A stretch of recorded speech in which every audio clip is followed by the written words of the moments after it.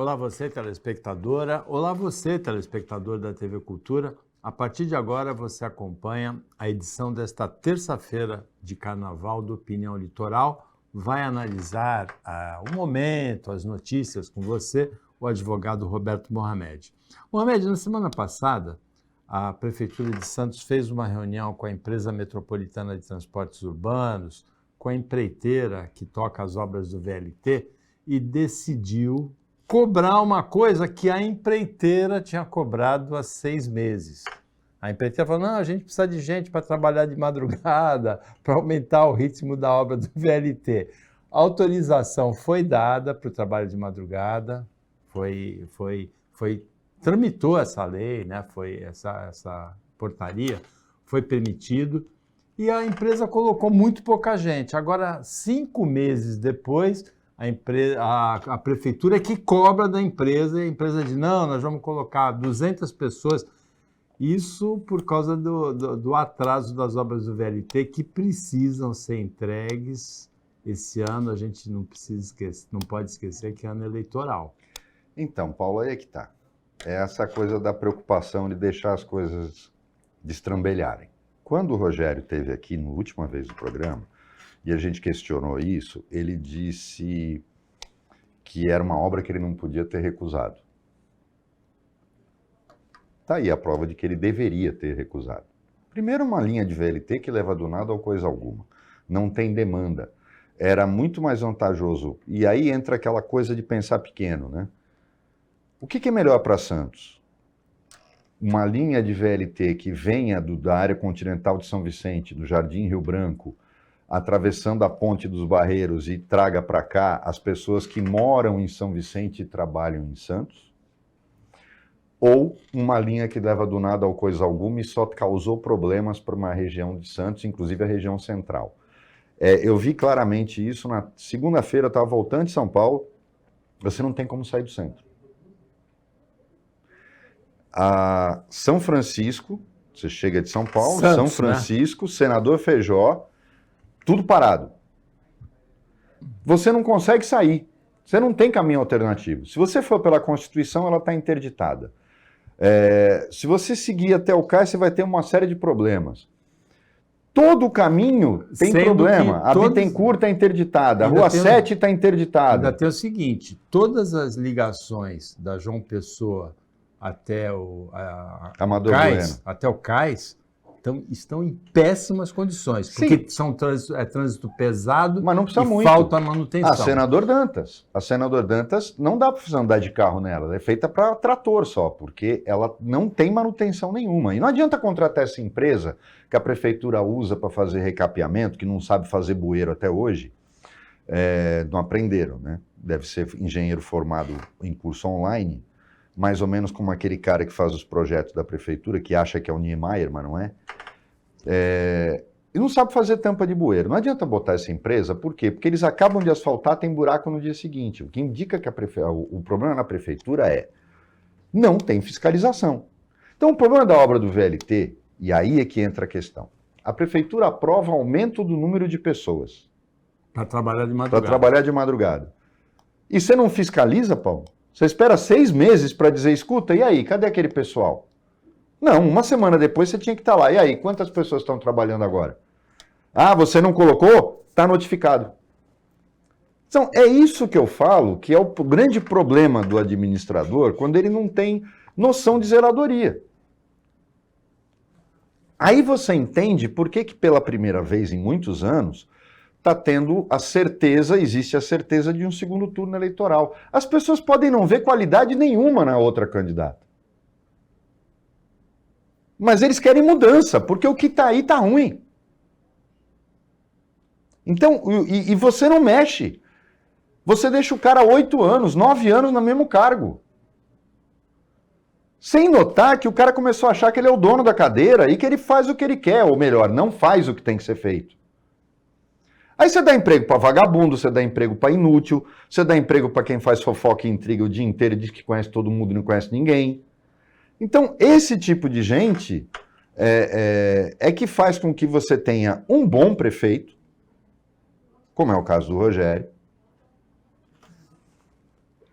perdido, no meio de uma coisa absurda, que é falta de organização. É não ter confiança de poder mandar um fiscal lá e dizer assim, peraí, você me pediu para colocar 10 caras de madrugada, porque você tem 25 durante o dia. Estou vendo 2. Você fez eu fazer uma normativa autorizando e não usou? Multa! E que vai é o que ele metendo fez multa. agora, né? Ué, mas demorou 6 meses para fazer? Fora o caso de que, não sei se é competência da Procuradoria-Geral ou de... Eu acho que já virou caso de polícia, no caso do VLT. Você ter uma obra refeita no mesmo lugar 4 vezes, você só tem 2 situações possíveis. O cara que escolheu esta empresa e não toma providência é um corrupto safado que está ganhando junto. É bom a gente sempre lembrar que a obra é estadual, né? É da MTU, que eu já disse que é um ninho de corrupção. Mas a EMTU, que é do Estado, e já está 1 ano, não adianta dizer a obra começou no governo do PSDB. O governador Tarcísio está 1 ano lá, 1 ano. O novo presidente da MTU está 1 ano lá, 1 ano. Não é possível que ele não ficou sabendo ainda do caos que é aqui, a obra da MTU. Você não consegue multar uma empresa ou rescindir o contrato de uma empresa que refaz o mesmo trecho 4 vezes. Vou repetir, telespectador. 4 vezes. Não dá.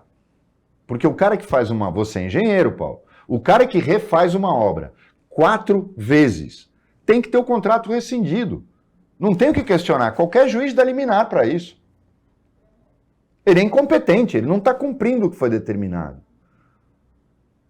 Mas ele está lá até hoje, porque é a mesma empreiteira. Mudou de nome, mas é a mesma empreiteira. Não mudou nada. Então, eu fico espantado quando, 6 meses depois, a prefeitura vai lá e multa. E a MTU não faz nada. 1 ano depois de troca de direção. Uai, o Estado não está sob nova direção? Não mudou nada. Foi quando eu falei da polícia aqui, que não tem concurso, que estão deixando a Polícia Civil acabar. Aí desculpa, mas isso vem dos outros governos. Em 1 ano dá para fazer concurso, fazer os caras fazerem o curso na academia de polícia e tomarem posse nos distritos. Não resolveu nada. Agora, Mohamed, olhando um outro lado do VLT, a notícia de que o túnel vai sair, parceria Estado-União, e tem lugar para o VLT. Então, se a gente pensar Tatico em Praia Grande até o Santos, da Francisco Glicério até o Valongo, fica faltando um pedaço até Cubatão. Estender o VLT a Guarujá. Se fizer um BRT até Peruíbe, a gente tem finalmente a integração metropolitana da região. Eu também nunca entendi essa insistência no BRT. Para mim é arrumar uma verbinha para Breda, porque eles não estão muito bem lá, porque a Gol está dando prejuízo, né? Que vocês sabem que Gol é grande ônibus lotado. Você fala BRT entre Praia Grande e Peruíbe. BRT, para quem não sabe, é ônibus. É para salvar um pouquinho para essa gente, né? O dono já até preso por assassinato já foi. Então, o negócio dá dinheiro tanto que montou uma companhia aérea, que é uma porcaria, mas tá lá. Então, o problema todo é o seguinte, tem uma linha de trem, Paulo, tem uma linha de trem no meio da pista na Manoel da Nóbrega, por que não usa? Ah, mas os trilhos são diferentes, não dá para usar. Sim, eu sei, eu não sou burro, não precisa dizer para mim que não dá para usar. Agora, você não tem em São Paulo, por exemplo, integração metrô-trem urbano? CPTM metrô. Não tem? Tá, aí vem, cara pálida. Por que eu não posso ter uma integração VLT com trem? Porque eu não preciso mexer na linha férrea. E restabeleço o trem para o litoral sul, que sempre existiu. Eu ia para Itariri, tenho família lá, eu ia para Itariri de trem. Hoje seriam trens mais modernos, mas a linha férrea está lá, só precisa de manutenção. E aí você vai falar, mas aí é uma linha só? É lógico, trem é assim, cara pálida. Você faz assim, você vem o trem nas estações que você vai montar no meio, e tem área para isso. Porque o Mourão, ele fez na Praia Grande, ele fez isso direto. As passagens de nível que vão pelo meio, não teria problema nenhum, só levantar. Quando você tem as estações, você faz a passagem de 2 trilhos, que é justamente onde há tudo é cronometrado hoje, o metrô é praticamente automático. O cara está lá para uma emergência, mas quem controla tudo é a central de controle do metrô. Não pense você que cada motoneiro, não sei como é que se chama o piloto do metrô, que é ele que opera tudo. Não, é tudo automatizado. Os trens iam passar, na estação eles se cruzam e seguem pela linha única. O trilho está lá. Por que não faz a interligação VLT-trem urbano? Você chega até Itariri. Então é isso que eu não consigo conceber. Por que ninguém pensa numa solução mais barata, porque já está pronto, eu vou só fazer as estações. E faço a integração dos 2 modais, Paulo. Mas é muito mais fácil. Não, vamos fazer tudo novo. Vamos arrancar todos os trilhos, vamos fazer uma pista aqui para o ônibus e a gente chama a Breda para colocar o BRT para funcionar, para ligar todo mundo. É legal, todo mundo fica feliz, ganha dinheiro, faz campanha eleitoral com dinheiro de Caixa 2 e está tudo certo. Agora, assim que a coisa funciona. Consegue imaginar o VLT passando no túnel entre Santos e Guarujá? Não.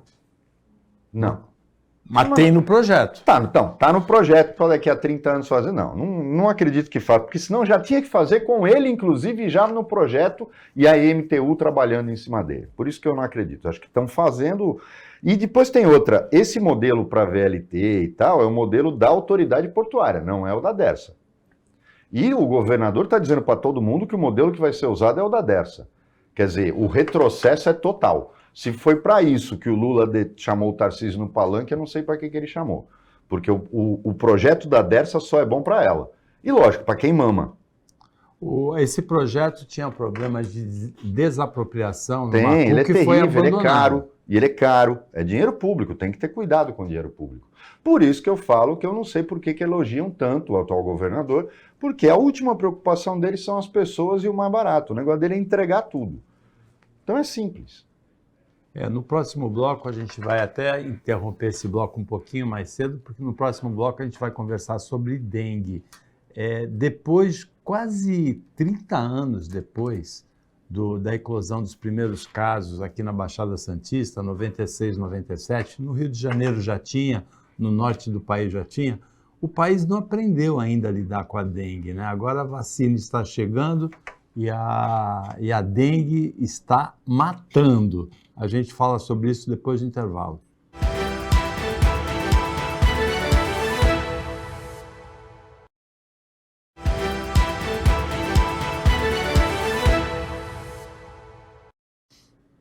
Voltando com a opinião litoral desta terça-feira, o Roberto Mohamed está analisando as notícias com você. Mohamed, no começo do século XX, o Saturnino de Brito, engenheiro sanitarista, saneou a cidade, eliminou as pestes, né? Santos deve bastante a ele, a cidade se desenvolveu muito e o porto também, né? O porto estava inviabilizado pelas epidemias que dizimavam a população de Santos e também atacavam os tripulantes dos navios que atracavam aqui. 70 anos depois, veio a dengue. Agora, já se passaram quase 30 anos, a dengue, nesse momento, nem ataca tanto a Baixada Santista, mas a gente já prevê que vai atacar também. Porque no resto do Brasil, é o problema mais sério da saúde pública. Século XXI, o problema mais sério é a dengue ainda. Em Brasília, um hospital de campanha, em vários lugares do Brasil, no Rio de Janeiro, o caos total na saúde pública pela dengue. Está morrendo gente, inclusive. E no caso da dengue, tem uma variável em relação à Covid, por exemplo, que é mais grave. A gente só tem a dengue porque o mosquito pica quem está contaminado. Né? É preciso deixar claro que a larva do mosquito não nasce com a dengue. E não é só a dengue, né? Dengue, chikungunya, tal, todas as variáveis dela que esse mosquito transmite. E aí ele pica outra pessoa. Para que isso aconteça, ou seja, ela não vem do mosquito. O mosquito é o condutor, ele é vetor. É porque as pessoas continuam não tendo o menor respeito pelo próximo. A gente já cansou de dizer aqui que a pandemia mostrou um lado do ser humano terrível, que é a falta de preocupação com o próximo.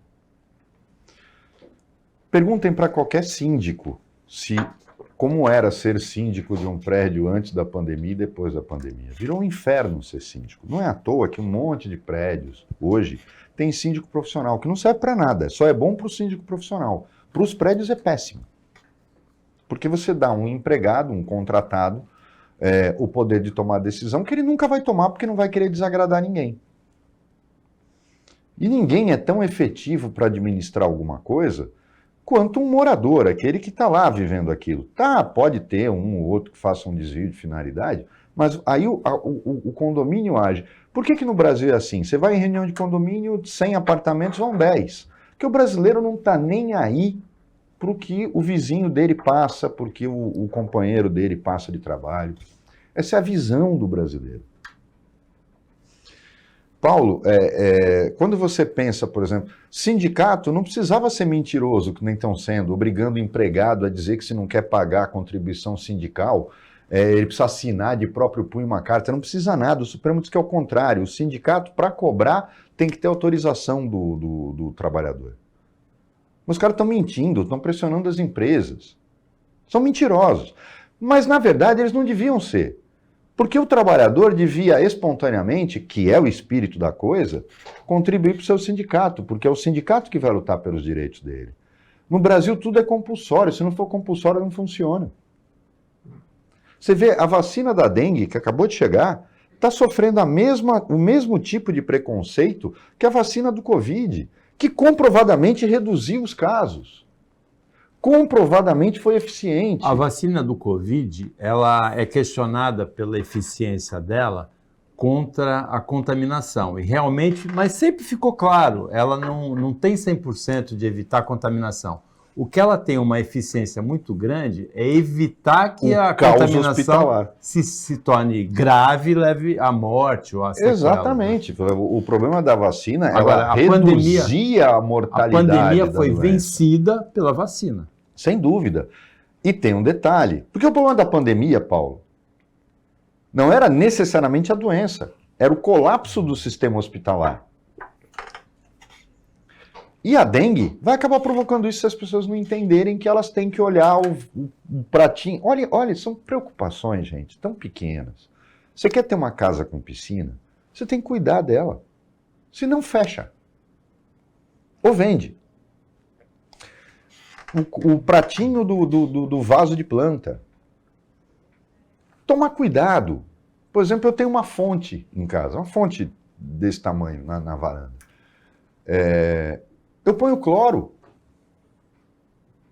Uma vez por semana não vai peixe mesmo, é uma fonte. Mas ela tem uma parte de água embaixo, eu ponho cloro.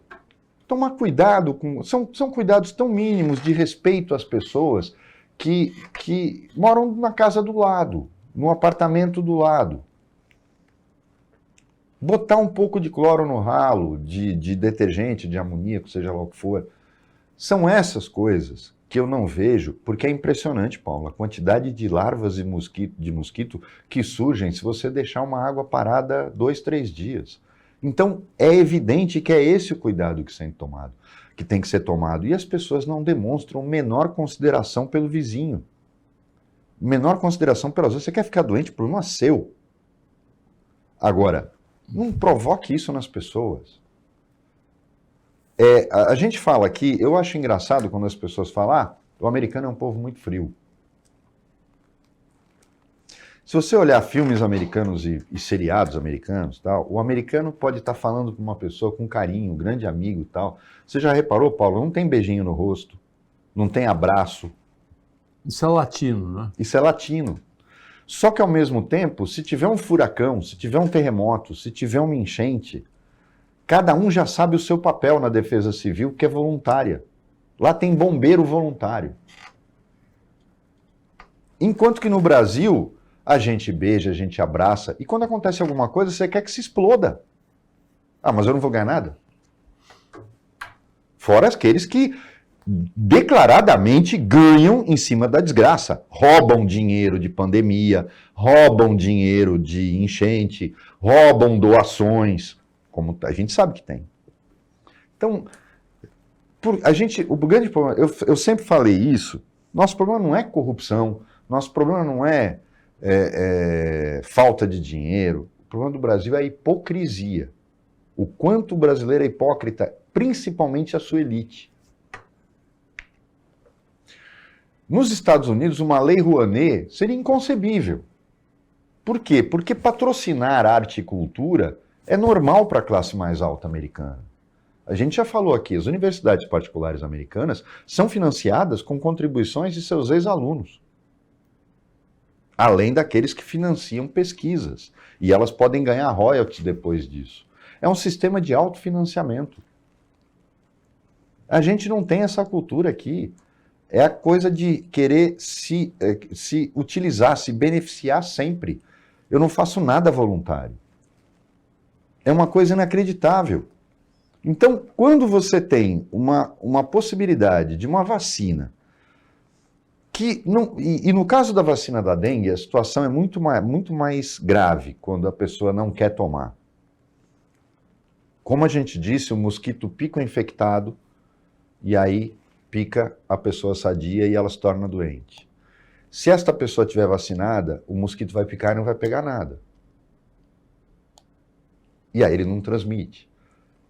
Então ela é duplamente eficiente. Não é como no caso da Covid, que o vírus se transmitia pelo ar.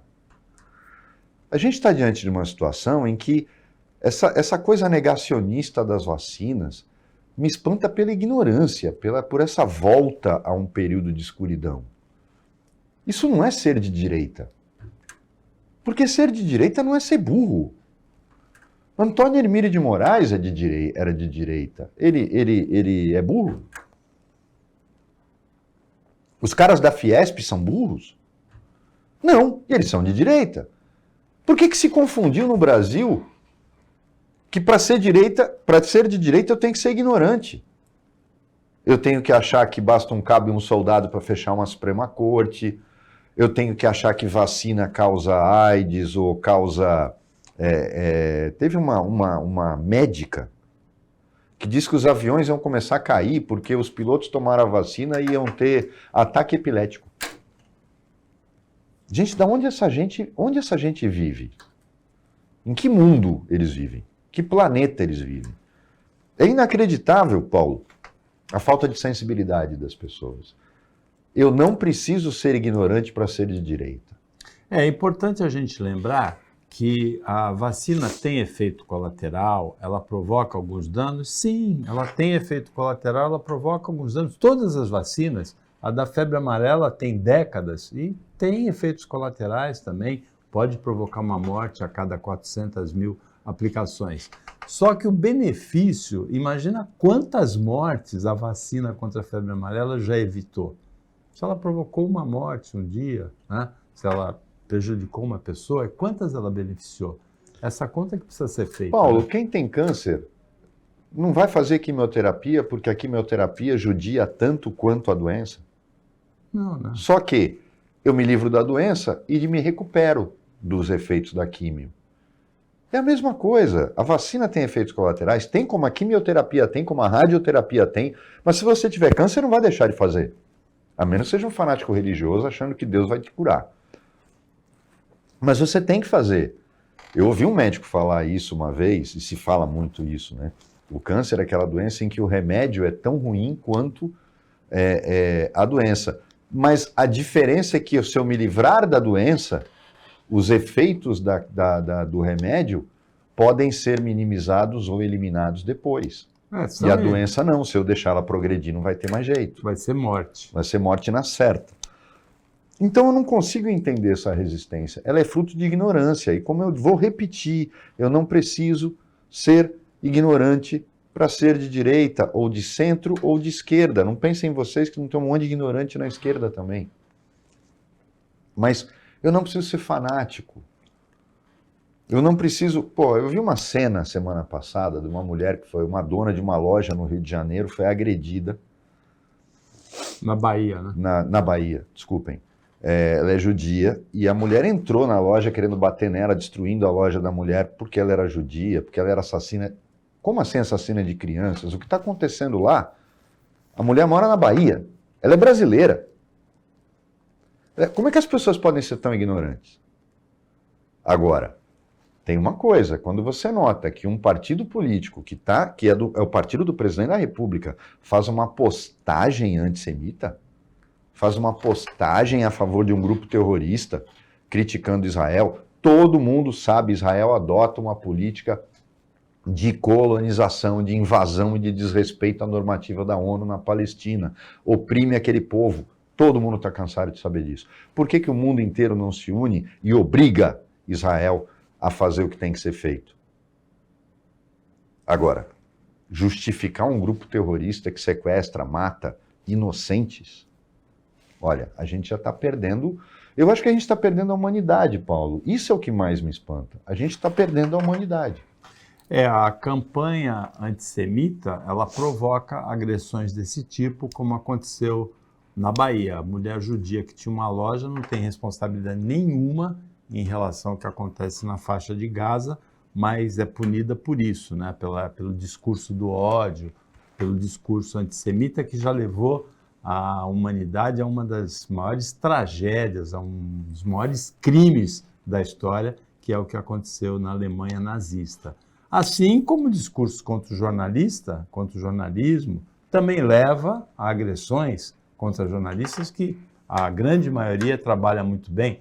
Tem jornalista vagabundo, antiético, como tem médico, como tem engenheiro, como tem varredor de rua, como tem em todas as profissões. Quando você pega a parte pelo todo e criminaliza o jornalismo inteiro, a comunicação toda, por algumas coisas erradas que foram feitas, você vai criminalizar a medicina, os hospitais todos, porque alguns médicos erraram? Não teve um médico, Abdel Maci, que estuprou? Não teve um anestesista que estuprou uma mulher depois do parto? Você vai criminalizar a medicina por esses aí? Não, né? Esse discurso do ódio leva a gente a erros terríveis e o pior, como nesse caso que o Mohamed citou da Bahia, a crimes terríveis. A Opinião volta depois do intervalo bem rapidinho.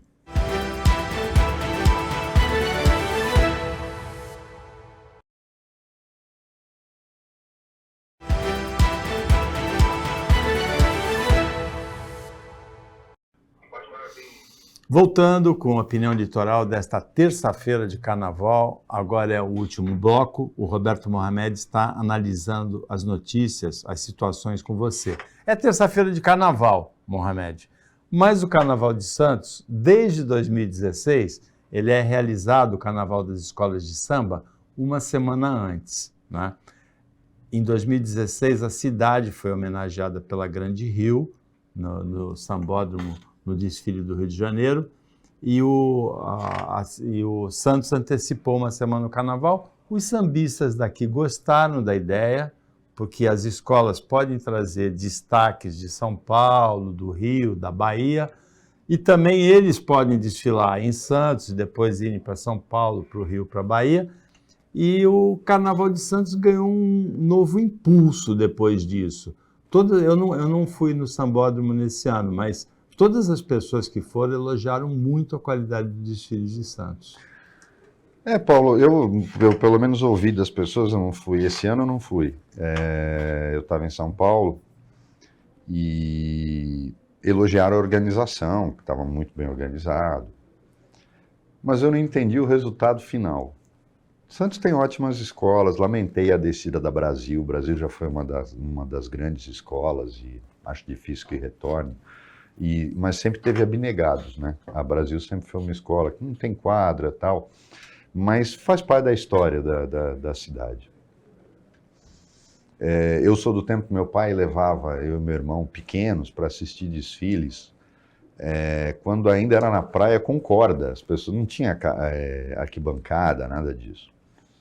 Nessa época, Santos chegou a ser considerado o segundo carnaval do Brasil. São Paulo transmissão não existia. pela televisão. São Paulo né? era uma coisa que era amadora demais. São Paulo aprendeu e se profissionalizou.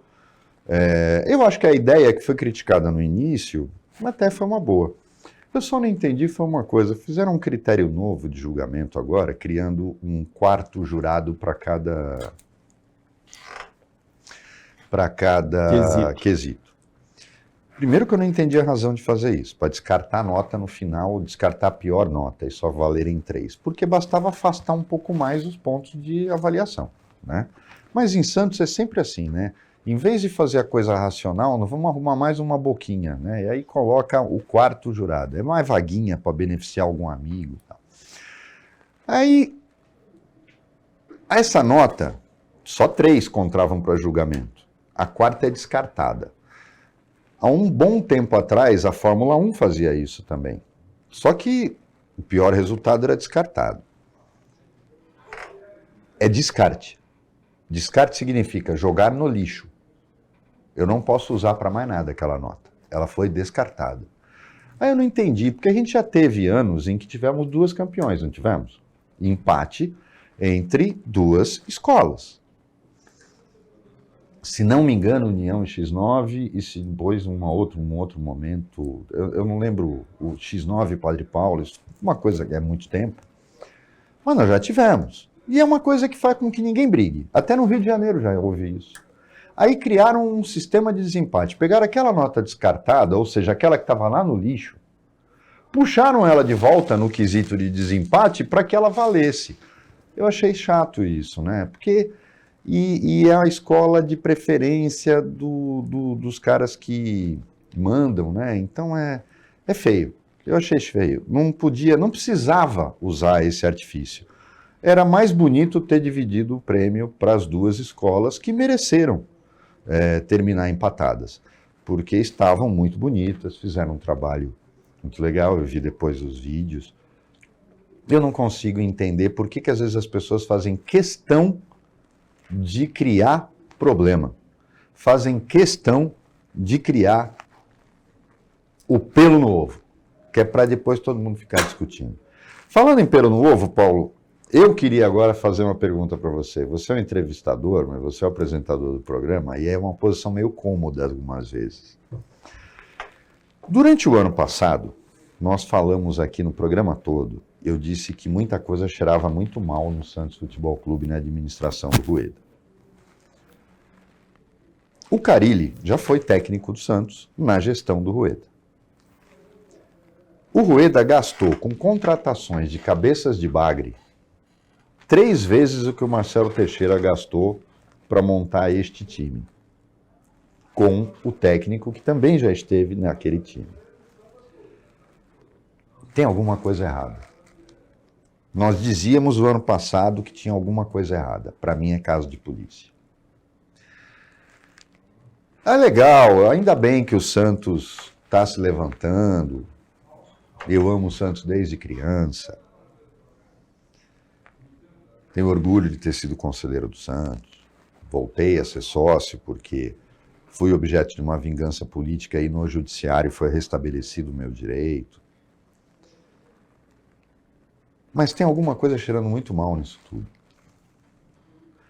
Durante o cruzeiro do Neymar, o Neymar disse claramente no microfone que ia comprar o Santos e ia contratar o cara, falando de um determinado jogador de futebol. E durante o ano passado a gente falava aqui que era muito estranho que o Rueda colocava, estava abraçado sempre com o pai do Neymar no camarote do Santos, quando o pai do Neymar ficou afastado do Santos durante muito tempo. E o pai do Neymar é o CEO da empresa Neymar. Eu não sei, eu quero ver as cenas dos próximos capítulos.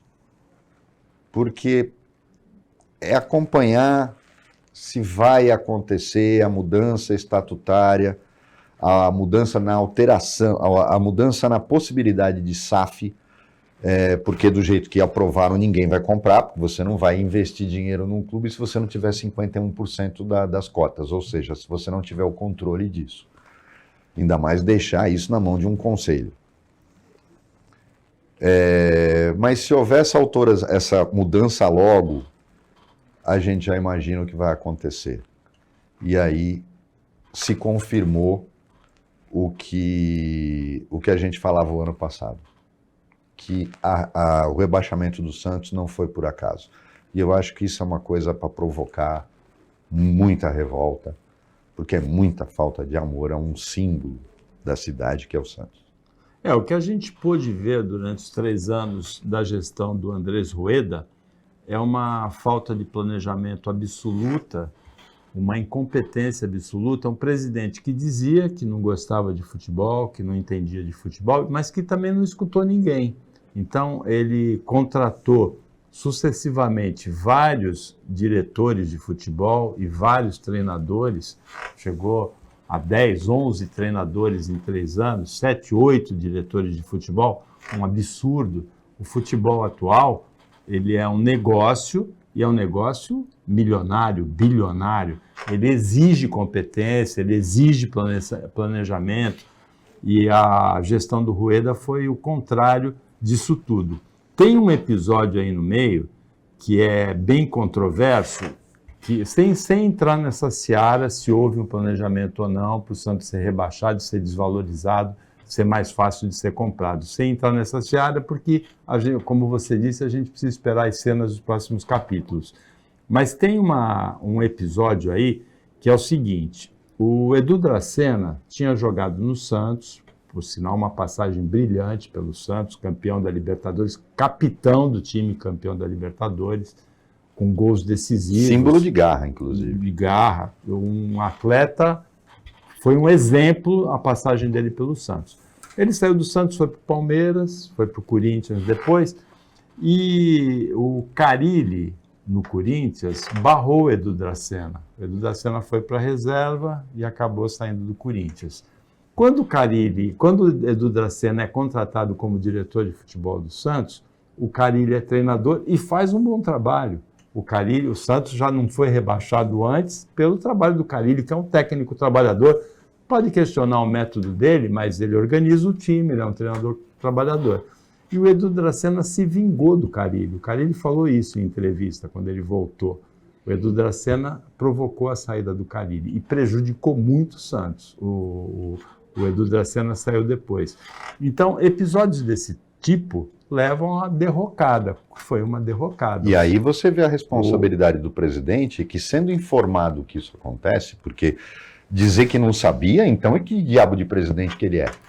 O presidente tinha que estar ciente disso. Então, você veja, o Andrés Rueda, ele herdou um time que tinha sido vice-campeão brasileiro, com campanha de campeão em 2019, com o Sampaoli, e vice-campeão da Libertadores, com uma campanha brilhante também, batendo o Boca Juniors, batendo o Grêmio, né, do Renato Gaúcho, nas fases anteriores, e perdendo no detalhe para o Palmeiras da final. Vice-campeão com o Cuca. Não tem sentido você dar um time vice-campeão brasileiro no ano, vice-campeão da Libertadores no outro, e 3 anos você ficar disputando, lutando contra o rebaixamento no Paulista e no Brasileiro, acabar sendo rebaixado como foi no Brasileiro.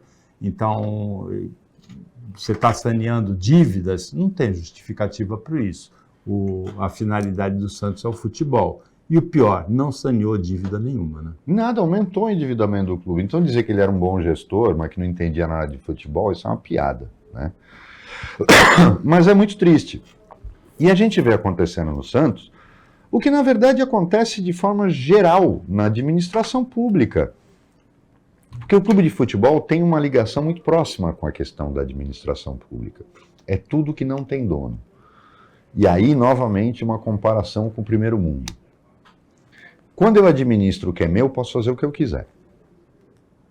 Vou arcar com as consequências.